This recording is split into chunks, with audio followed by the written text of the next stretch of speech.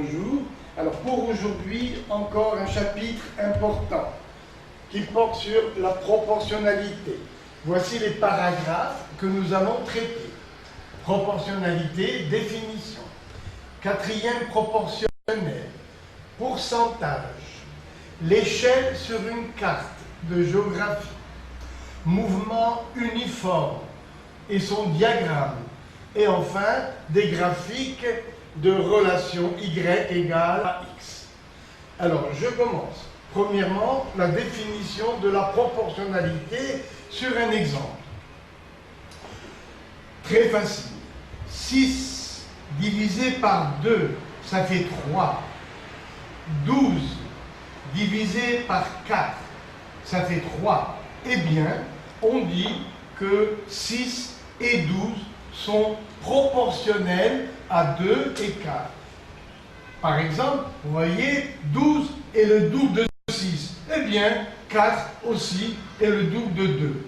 Donc, 6 et 12 sont proportionnels à 2 et 4. Parce que 6 divisé par 2, ça fait 3. 12 divisé par 4, c'est 3. Le rapport est le même. Alors, nous avons écrit une proportion. Voilà. Donc, une dernière fois, 6 et 12 sont proportionnels à 2 et 4. Une autre manière d'écrire, à l'aide d'un tableau de proportionnalité, on peut avoir l'habitude aussi d'écrire comme ça, 6, 12, 2 et 4. Et ça devient alors un tableau de proportionnalité. Mais la leçon est la même. C'est juste une autre manière d'écrire. Alors, proportion. Regardez, je vais copier sur cet exemple. J'ai A divisé par B égale C divisé par B. Donc, sur cet exemple, 6 divisé par 2 égale 12 sur 4. Eh bien, j'ai écrit, dans le cas général, A divisé par B égale C divisé par D. Chaque fois qu'on se sert de lettres pour écrire des fractions, des quotients, des rapports, eh bien, on sait qu'on ne peut pas diviser par 0. Donc, il faut avoir la précaution d'écrire B différent de 0 et D différent de 0. C'est obligatoire. Chaque fois qu'on écrit donc, des quotients où il y a des lettres, il faut écrire que le dénominateur doit être différent de 0. Quelles sont les formules?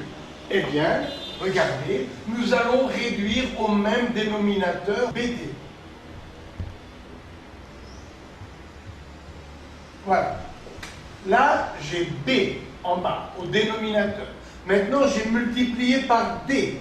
Pour ne pas changer la valeur de la fraction, je multiplie le numérateur aussi par D. Ici, j'ai D comme dénominateur. Maintenant, j'ai multiplié par B. Donc, le numérateur aussi, je le multiplie par B, ça donne BC. Simplifions par BD. Donc, le résultat est à savoir par cœur, AD égale BC. AD égale BC. Alors, regardez ici, AD égale BC. On dit que les produits en croix sont égaux. AD égale BC. Ça rend service. Alors, réciproque. Si on nous dit AD égale BC, simplifions, divisons par BD. Ces deux nombres sont égaux et on les divise par deux nombres égaux. Donc, on a encore l'égalité. Simplifions par D, simplifions par B et on retrouve la proportion A sur B égale C sur D. Voilà, ce paragraphe est fini. Eh bien, je le recommence. Tout ça parce qu'il est très important.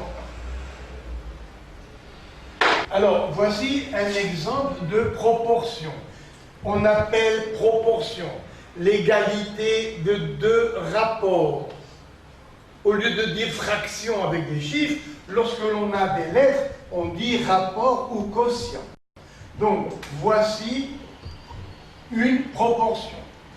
C'est l'égalité de deux rapports. Qu'est-ce qu'on peut tirer comme propriété de là? Eh bien, nous allons réduire au même dénominateur, BT. Là, j'ai B. Je multiplie par D, ici aussi. Donc, AD. Là, j'ai D. J'ai multiplié par B. Pour ne pas changer la valeur du rapport, il faut multiplier par B également le numérateur. Simplifions par BT, d'où l'on tire, vous voyez, la conséquence AD égale BC. Ça s'appelle le produit en croix, qui est le même. À quoi sert cette propriété? Regardez, trouver x pour que x sur 5 égale 7 sur 9. C'est une proportion. Donc, on va dire le produit en croix. Ça fait 9x égale 5 fois 7, 35. Donc, x égale 35 divisé par 9. Encore des exemples. Trouver x pour que 2x moins 1 sur x plus 5 soit égal à 3 quarts. N'oubliez pas que tout ça, c'est un seul nombre. Tout ça, c'est le nombre A. Voilà le nombre B. Il faut voir ça comme un seul nombre. Alors, on va écrire le produit en croix, c'est-à-dire 4 fois 2x moins 1 égale 3 fois x plus 5. On développe les parenthèses, ça fait 8x moins 4 égale 3x plus 15. On va isoler les termes en x. On va les placer dans le membre de gauche. C'est pour ça qu'il faut écrire tout le temps égal. Pour savoir où est le membre de gauche, où est le membre de droite. Ça fait 8x moins 3x. Parce que là, il y a un plus qui est sous-entendu. Égale 15, qui est déjà à droite. Et on va déplacer moins 4, qui devient plus 4. 8x moins 3x, ça fait 5x, égale 19. Donc, voilà x. X égale 19 divisé par 5. Donc, vous voyez que le produit en croix permet de résoudre des équations. Encore une. 7x, trouver x pour que 7x moins 4 sur 5 égale x plus 3 sur 2. C'est encore une proportion. A sur B égale C sur D. Faisons le produit en croix. Donc 2 fois 7x moins 4 égale 5 fois x plus 3. 2 fois 7, 14. 14x moins 8 égale 5x plus 15. Voilà égal. Pour séparer membre de gauche, membre de droite. On déplace les x pour les isoler. Isoler veut dire les écrire tout seul. Ça fait 14x moins 5x égale 15. 15 plus 8. Là, ça fait 9x. 15 et 8, 23. Donc, x égale, on va diviser par 9, puisque je cherche un x. Donc, on divise par 9. Et ça fait 23 divisé par 9. Et voilà la solution.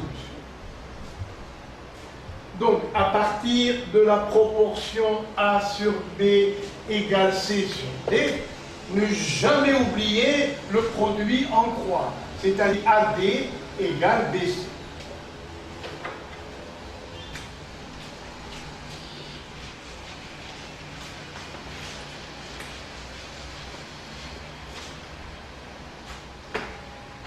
Donc, la proportion, la voilà, A sur B égale C sur D. D'où l'on a déduit, réciproquement aussi, le produit en croix. AD égale BC. Maintenant, de temps en temps, ça peut rendre service. Encore une autre propriété. Par hypothèse, A sur B égale C sur D. Je vais vous prouver que c'est aussi égal à la somme, vous voyez, au rapport formé par la somme des numérateurs et la somme des dénominateurs. ou bien avec la différence A moins C sur B moins D. Ça peut sauver un exercice de se souvenir de cette propriété. Donc, quand on a une proportion, on peut former un rapport égal en faisant la somme des numérateurs et la somme des dénominateurs, ou bien la différence des numérateurs et la différence des dénominateurs. Regardez ici, 6 divisé par 2, on a dit que ça faisait 3. 12 sur 4, ça fait 3. Et 3, avec des lettres, ça s'appelle un rapport. Eh bien, ici, par hypothèse, A sur B, lui aussi, vaut un certain rapport, R. Parce qu'on traite le cas général avec des lettres. Donc, A sur B égale C sur D, et j'écris égal R. Je vais vous prouver tout de suite que A plus C sur B plus D aussi est égal à R. Et tout à l'heure, je vais vous prouver que A moins C sur B moins D, lui aussi, est égal à R. Alors, démonstration. J'écris 1. Pourquoi? Pour faire apparaître, regardez, A sur B égale, normalement, je vais l'appeler R. Eh bien, je mets 1 pour faire apparaître une proportion et faire le produit en croix.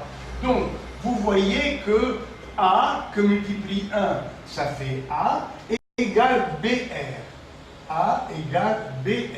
La même chose, C sur D égale R sur 1. Oublions ça. Faisons le produit en croix. C que multiplie 1, c'est-à-dire C, égale DR. Voilà. Et je vais vous prouver donc tout de suite que ce rapport, lui aussi, est égal à R. Alors, calculons-le. A plus C sur B plus D.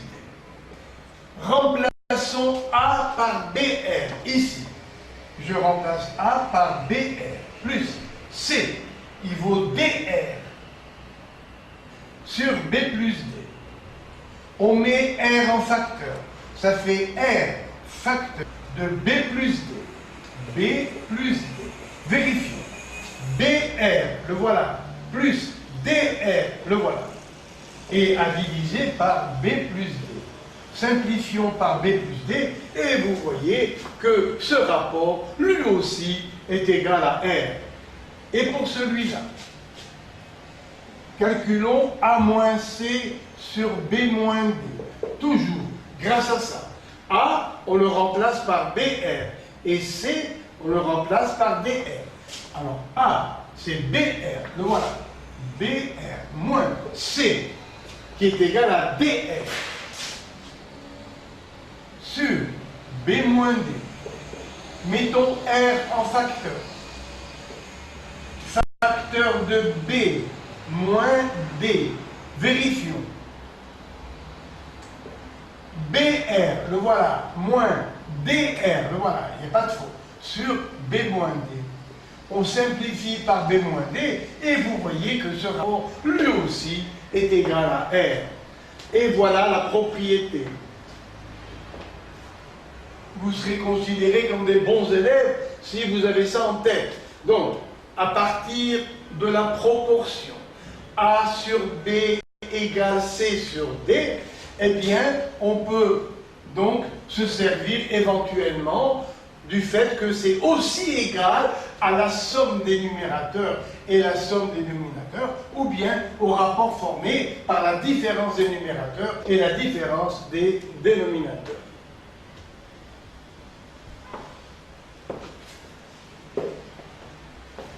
Après, quatrième proportionnel. Alors, quatrième proportionnel.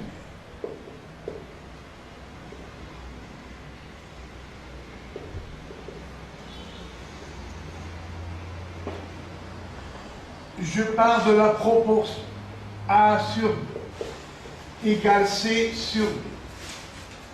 Vite, vite, on écrit le produit en croix. Ça fait AD égale BC. À partir de là, maintenant, les élèves adorent calculer l'un de ces nombres directement. Alors, calculons A, maintenant. A. grâce à cette égalité. Regardez, comme si vous aviez 3x égale 15. Que vaut x? X égale 15 divisé par 3. On divise par le coefficient. Encore. MP égale R. À quoi est égal M? Ça fait R sur P. À quoi est égal P? R sur M. Encore. X que multiplie Y égale Z. À quoi est égal X? X égale Z sur Y. À quoi est égal Y? Z sur X. 2x égale 3. Que vaut X? C'est 3 divisé par 2. 11 égale 8x. Que vaut X? On divise par le coefficient de X, c'est-à-dire 11 sur 8. Alors, ici, ne soyez pas affolés parce qu'il y a des lettres. À quoi est égal A? Son coefficient, c'est D, donc il apparaît au dénominateur. Donc, ça fait BC divisé par D. Et comment retenir? Les élèves retiennent en général à merveille cette opération. Regardez là. Je cherche A, à partir d'ici. Je cherche A. Eh bien, vous faites le produit de la diagonale est divisé par ce qui sera son coefficient. Encore, à quoi est égal A? C'est le produit de la diagonale est divisé par le coefficient qui correspond à A. Pour la même raison, à quoi est égal C? Allez, directement, C. Alors, on prend la diagonale qui reste AD,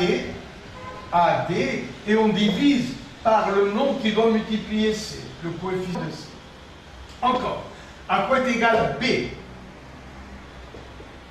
B. Alors, ça fait la diagonale AD est divisé par son coefficient C. À quoi est égal D? D. Eh bien, la diagonale libre, c'est BC, est divisée par son coefficient en face, en diagonale, c'est-à-dire A. C'est tellement important que je recommence. Donc, quatrième proportionnel. On part de la proportion A sur B égale C sur B. Et on va en déduire tout de suite les valeurs de A, B, C, D. Grâce à quoi? Grâce au produit en croix. Je n'en ai pas besoin ici, mais quand même à titre de révision. Ça fait AD égale BC. Donc, à quoi est égal A? Mais il vaut mieux regarder là. A égale l'autre diagonale, pas celle de A. La diagonale BC divisée par le coefficient de A, ici. Voilà, c'est-à-dire D. À quoi est égal C? La diagonale AD, là voilà, AD, divisée par son coefficient B. À quoi est égal B? Alors, la diagonale libre, c'est AD, est divisée par son coefficient C. À quoi est égal D? D égale la diagonale BC divisé par A. Et chacun de ces nombres, vous voyez, c'est le quatrième de la liste. Il y a 4 nombres, 1, 2, 3, 4. Eh bien, chacun d'eux, quand on cherche sa valeur, s'appelle la quatrième proportionnelle. Je vais changer de lettre. Regardez. X sur 3 égale 5 sur 7. Allez, directement, on va chercher X.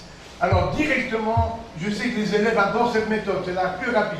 X égale, eh bien, 3 fois 5, 15, divisé par son coefficient 7, quand on écrit produit en croix. Encore, 2 divisé par X égale 9, 4.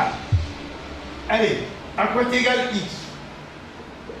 Directement, X égale la diagonale 2 fois 4, 8. 8 divisé par son coefficient dans le produit, divisé par 9. Encore, 7 sur 5 égale Y sur 3.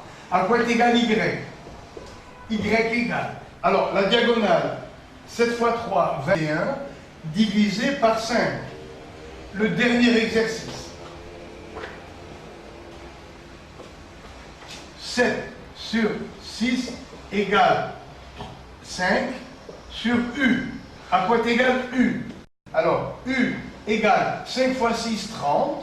et divisé par 7. Et je sais que les élèves retiennent ça à merveille. Jamais aucun d'entre eux ne s'est trompé. À ma connaissance, hein, devant moi. Pourcentage.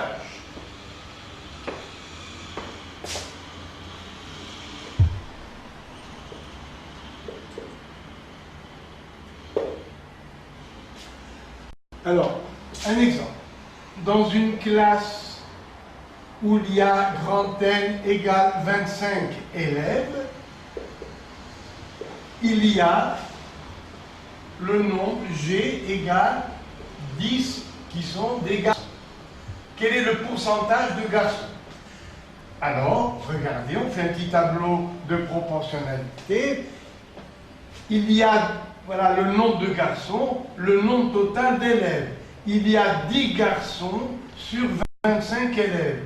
Et pour trouver le pourcentage, on dit, et si il y avait 100 élèves, le nombre de garçons, eh bien, serait grand G. Et à quoi est égal grand G? Pourcent. Alors, on écrit donc G pourcent égale 10, vous voyez, 10 fois 100, ça fait 1000 sur 25. Ou bien on peut simplifier ici. 25 sur 100, ça fait un quart. Donc, pour G, ça fait 40%. Et ça s'écrit comme ça. Voilà donc le pourcentage.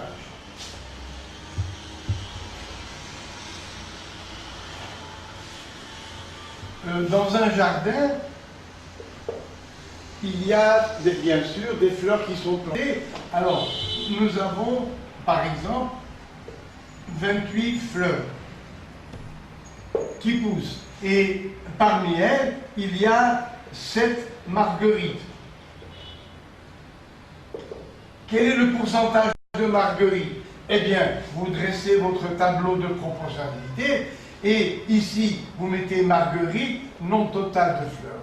Il y a 7 marguerites dans 28 fleurs en tout. Quel est le pourcentage de marguerites? C'est-à-dire qu'au lieu de comparer à 28 en tout, on va mettre ici 100 fleurs en tout. Et on aura un pourcentage donc de marguerites M. À quoi est égal ce pourcentage? Eh bien, vous êtes des spécialistes maintenant. Ça fait N%. Pourcentage de marguerite, ça fait 7 fois 100 sur 28. Ça fait 7 fois 100 sur 28. On peut simplifier 7 et 28, ça fait un quart. Donc 1% égale 25%. Alors, les exercices. Regardez. Il est rapide de dresser les tableaux de proportionnalité. 5 kg de pommes coûtent 11 €. Alors, voici le nombre de kilos et voici le coût. Alors, 5 kg de pommes coûtent 11 €. Combien coûte 7 kg de pommes? Combien ça coûte? Ça coûte le prix P. Eh bien, donc, immédiatement, vous tirez la valeur de P. Ça fait P égale 7 fois 11 divisé par 5. Il suffit juste de dresser le tableau. Deuxième exercice. Voilà le nombre de litres, voilà le prix. 8 litres d'essence coûte 12 €. Combien coûte 19 litres? Eh bien, ça va coûter le prix. Et, encore une fois, c'est la quatrième proportionnelle.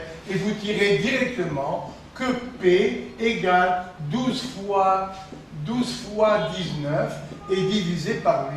Après, vous servez de la calculatrice, bien sûr. Au cours de la projection d'un film dans une salle de cinéma, il y a 80 spectateurs. Donc voilà le nombre de spectateurs. Donc 25 de moins de 30 ans. Donc ici, on va marquer les moins de 30 ans et il y en a 25. Alors, je reprends. Il y a 80 spectateurs, dont 25 qui ont moins de 30 ans. Quel est le pourcentage des moins de 30 ans, P%, eh bien on dit, s'il y avait 100 spectateurs, on aurait un pourcentage P. Je recommence. Il y a 80 spectateurs, dont 25 de moins de 30 ans. Et on demande le pourcentage, P%, des moins de 30 ans. Ça veut dire, il y en a 25 pour 80, et combien il y en aurait pour 100 spectateurs, s'il y en avait 100? Et immédiatement, vous tirez P% égale 25 fois 100 sur 80. Vous simplifiez, après, bon, vous prenez la calculatrice, et le problème est terminé. Exemple 2. Pour préparer un gâteau. Donc, voilà le tableau de proportionnalité.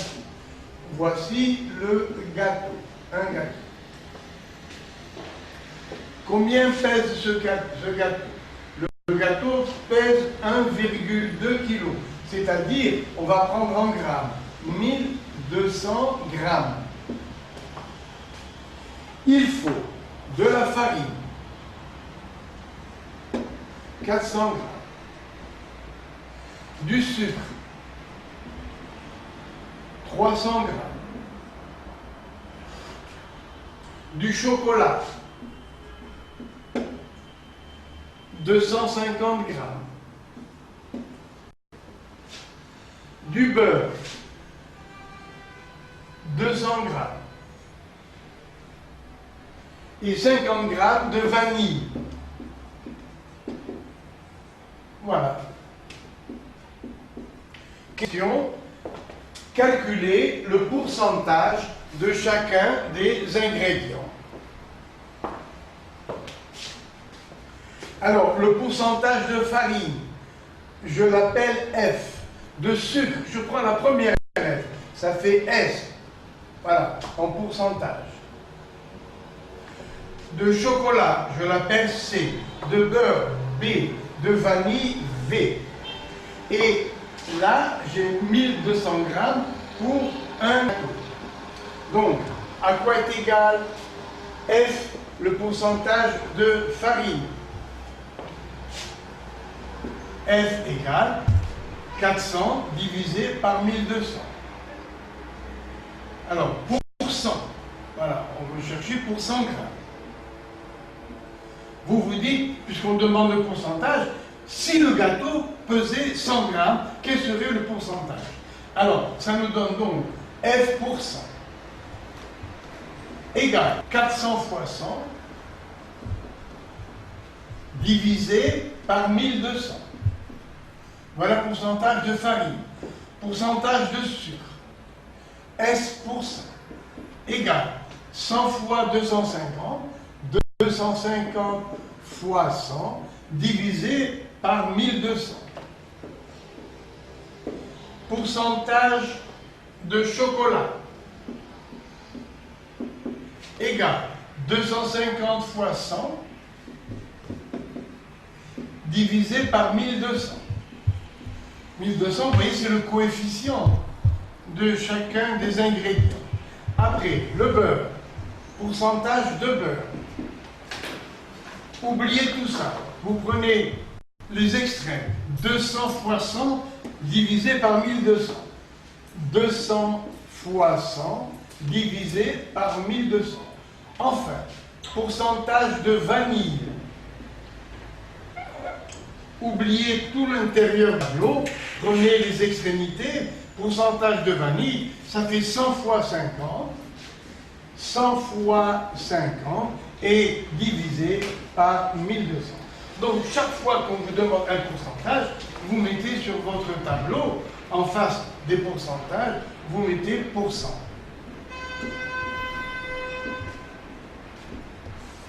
Et voilà fini le début de la leçon. Dans un petit moment, nous passons à la suite.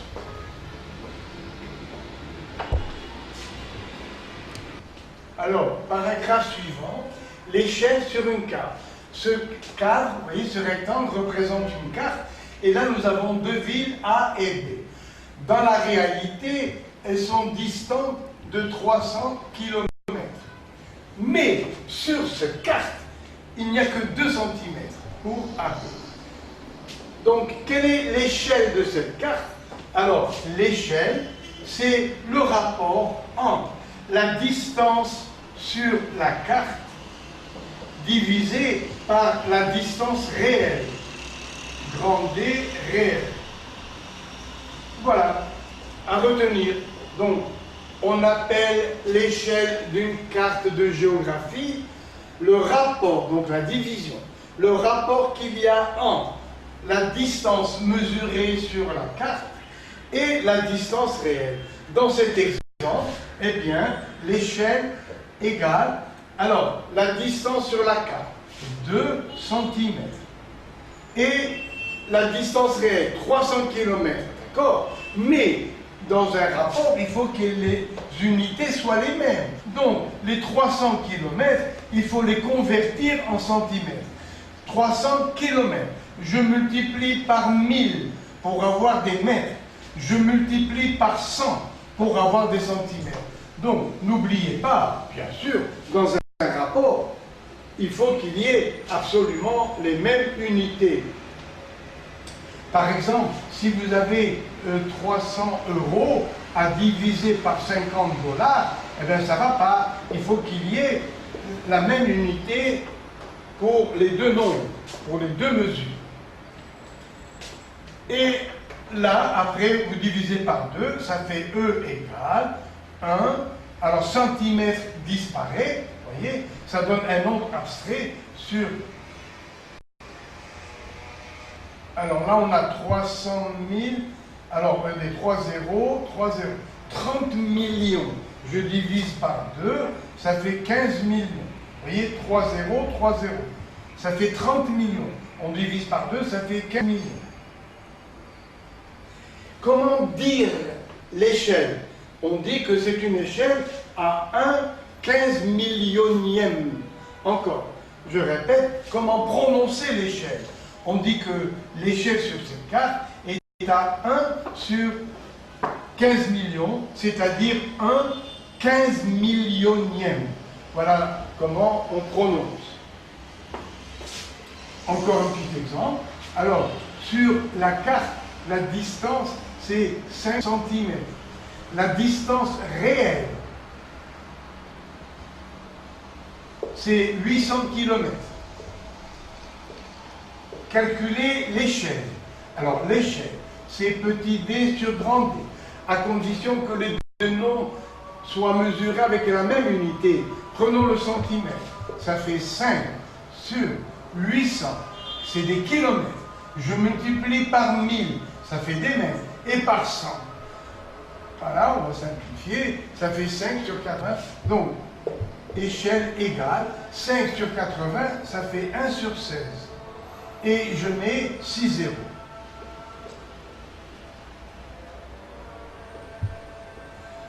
Donc cette échelle est au 1/16 millionième. Voilà, et on a fini ce paragraphe.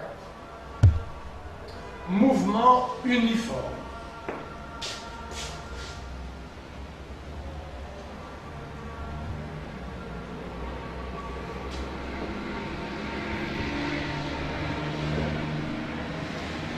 Alors, le mouvement d'un mobile, d'un véhicule, est dit uniforme lorsque sa vitesse est constante.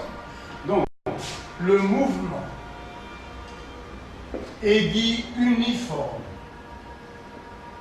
lorsque la vitesse est constante.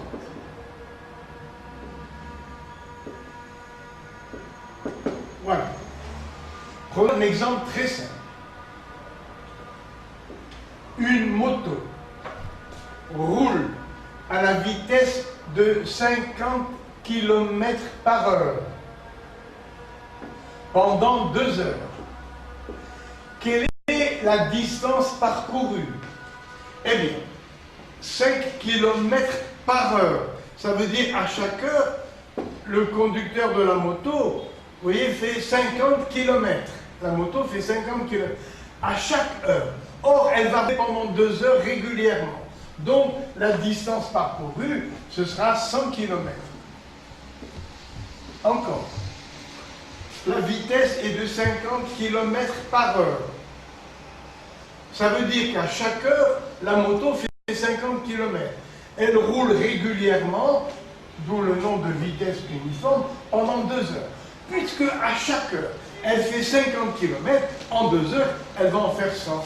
Comment avons-nous trouvé 100 en multipliant 50 fois 2? Donc, la distance est égale 50 fois 2, K général, égale V que multiplié. Pourquoi est-ce que ça donne kilomètre? Regardez, lorsque on multiplie 50 km par heure, on multiplie par 2 heures, vous voyez que heure se simplifie et il reste les kilomètres. Naturellement, ce n'est pas l'écriture autorisée. Dans les livres, vous verrez 50 km divisé par heure. Là, on se réfère à la leçon des puissances. Comme il est au dénominateur, ça fait h puissance moins 1. Voilà l'écriture d'aujourd'hui pour écrire des vitesses. Alors, n'oubliez pas, D égale VT. Quelles sont les conséquences? D égale V fois T. Donc, à quoi est égal V? Son coefficient, c'est T. On le passe au dénominateur. Donc, ça fait D sur T. Après, à quoi est égal T? Son coefficient, c'est V. Il passe au dénominateur. Et on met D ici. Je recommence. Parce que j'ai surpris sans arrêt dans mon métier, des élèves qui se trompaient. C'est très grave. La faute est très grave. Il faut se souvenir d'une seule formule. La voilà. D égale VT. Alors, je la reprends. D égale VT. Donc, à quoi est égal V? Son coefficient, c'est T, le nombre qui le multiplie. Il passe au dénominateur, toujours. Exemple. 11 égale 5x. À quoi est égal x? Son coefficient, c'est 5. Il passe au dénominateur. L'autre, ça fait 11. Encore. 3 égale 7 fois u. À quoi est égal u? Son coefficient, c'est 7. Il passe au dénominateur et ça fait 3 septièmes. Vous ne pouvez pas imaginer le nombre de fois que j'ai surpris des élèves, même de classe jusqu'en seconde et première, qui se trompent sur ce calcul. Alors, je cherche V. Son coefficient, c'est T, au dénominateur. Donc, ça fait D sur T. Après, encore. À quoi est égal T? Son coefficient, c'est V, qui passe au dénominateur. Donc, ça fait D sur T. Donc, à partir d'une seule, vous devez être capable de retrouver les deux autres formes. Maintenant, vous avez vu, tout à l'heure, j'ai marqué le mot diagramme.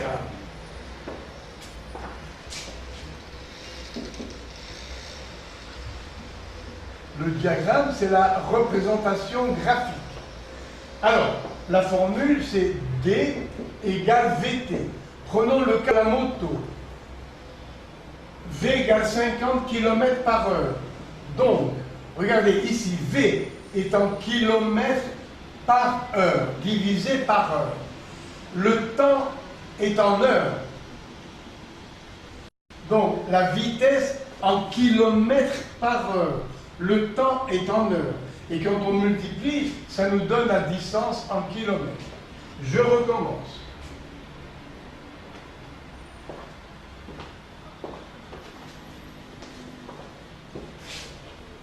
C'est très important de savoir écrire les unités. Alors, V en kilomètres par heure. Mais on ne met plus comme ça, kilomètres par heure. On le met au numérateur avec moins 1, parce qu'il est au dénominateur. Et T est en heure, et D en kilomètres. Voilà les unités. Dans l'exemple qu'on a pris, V égale 50 km par heure.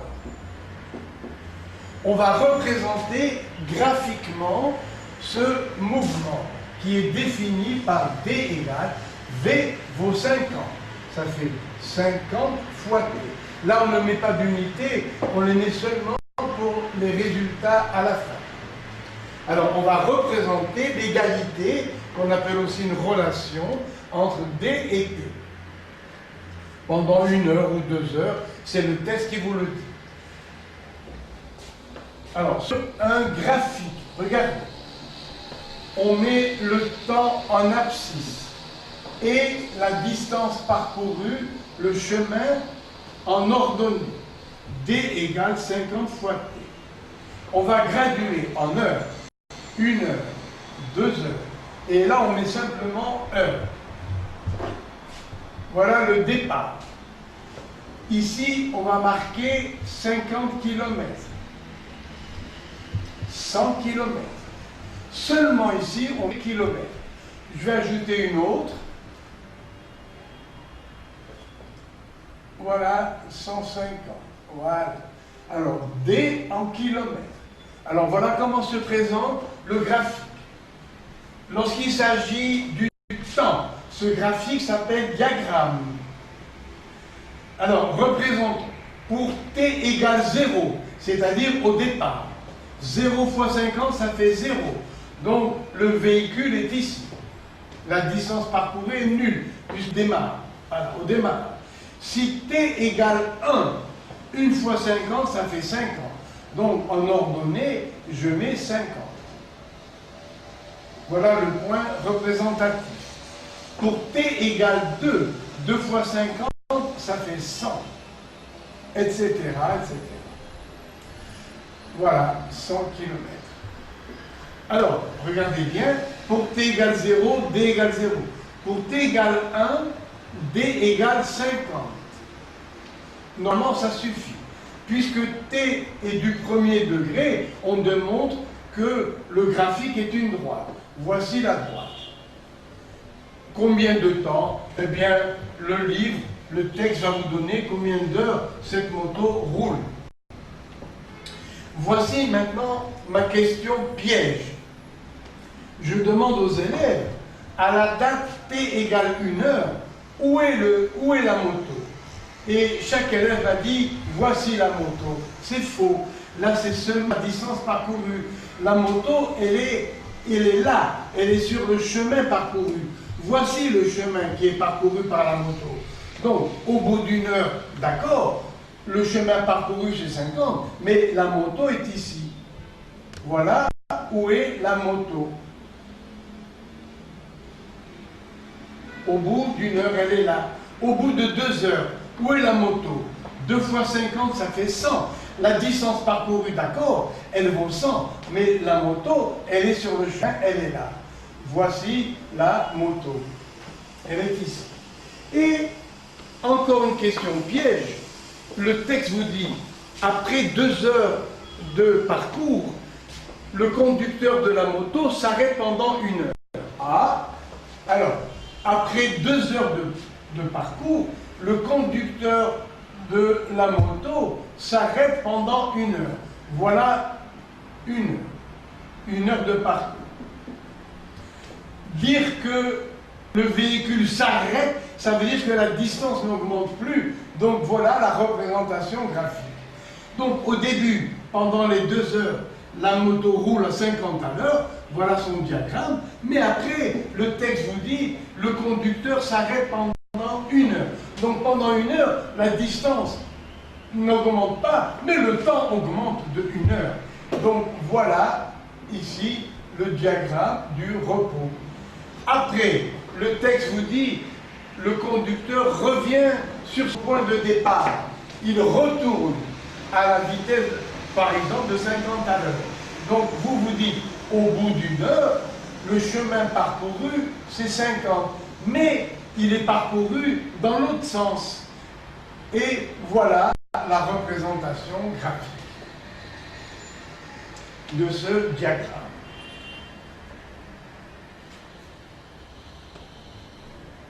Encore 1 heure, eh bien, il sera revenu au point de départ. Là, on aura 100 km si on recommence encore pendant 1 heure. il aura parcouru, depuis le départ après le repos, il aura parcouru 100 km. Donc, ici, la distance est nulle, d'accord, mais la moto et son conducteur sont ici. Voilà une image, hein, vous voyez un exemple de diagramme. Alors, maintenant, on va faire quelques exercices qui ressemblent à cela, avec des coefficients plus petits. Alors, voici un graphique. Là, on représente x qui varie, qu'on appelle la variable. Et ici, vous voyez, la distance parcourue, qu'on appelle y. Supposons que y soit égal à 2x. On va graduer l'axe des x, le voilà, on gradue. Et là, dans cet exercice, on accepte x négatif ou y négatif. Voilà la graduation pour y. Je vais d'abord vous prouver que cette égalité est une relation entre x et y qui est une relation de proportionnalité. Pour x égale 0, y vaut 2 fois 0, ça fait 0, et le point de graphique est là. On appelle l'origine du repère. Bien. Maintenant, x est différent de 0. Alors, nous allons diviser par x. Regardez, y égale 2x. Pour x différent de 0, nous allons diviser par x. Donc, ça nous fait y divisé par x égale 2. On divise par x.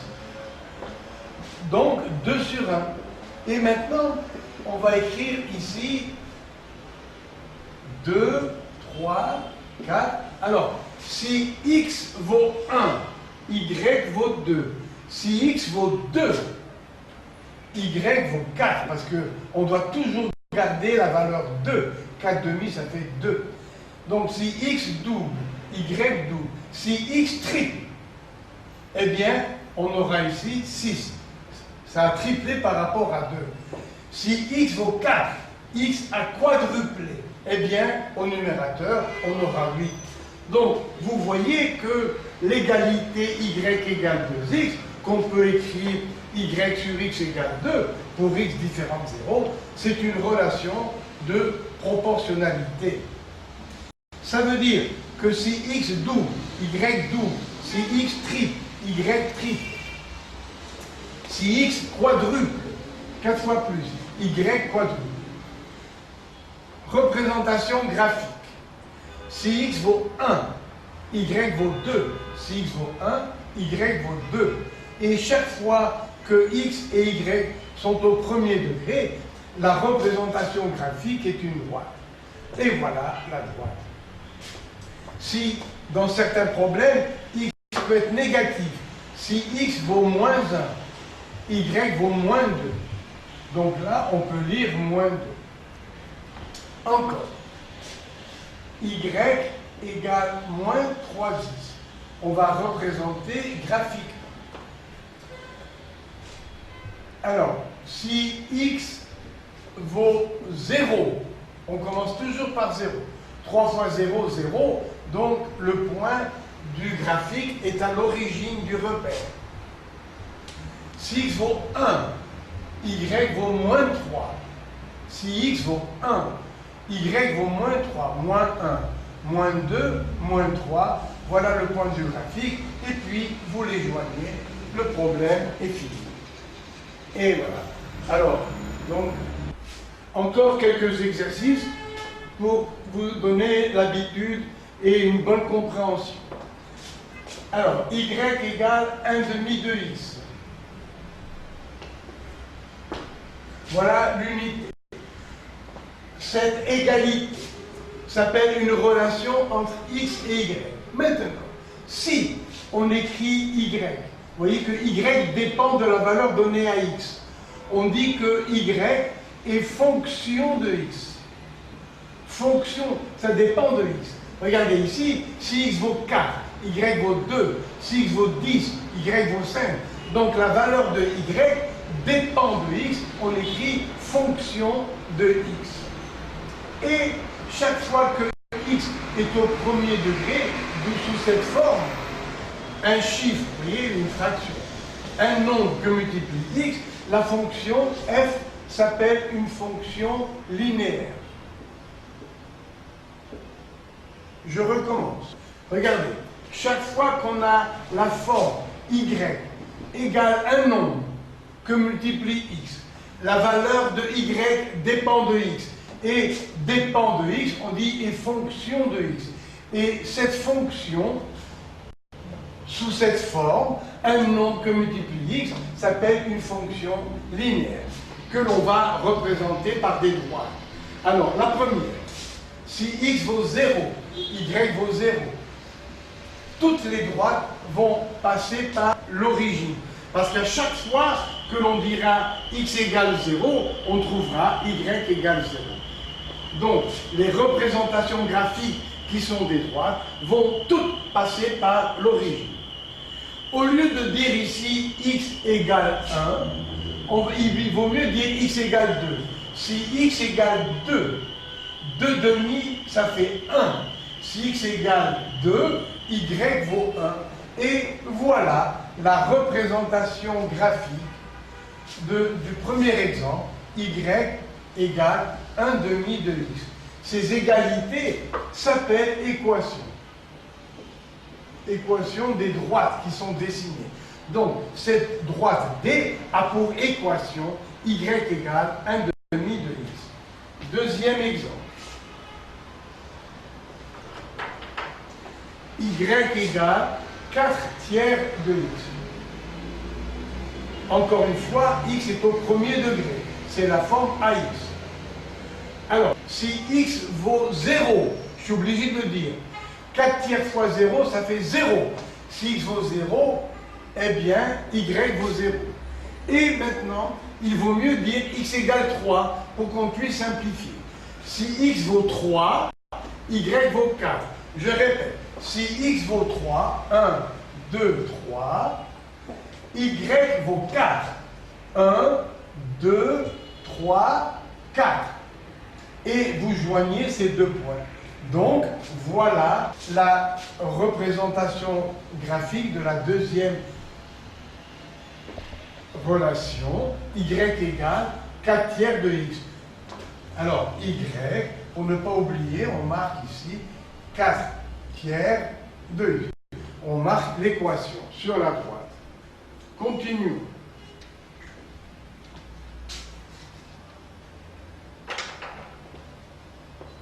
La troisième, y égale moins 2x. Si x vaut 0, je suis obligé de le dire.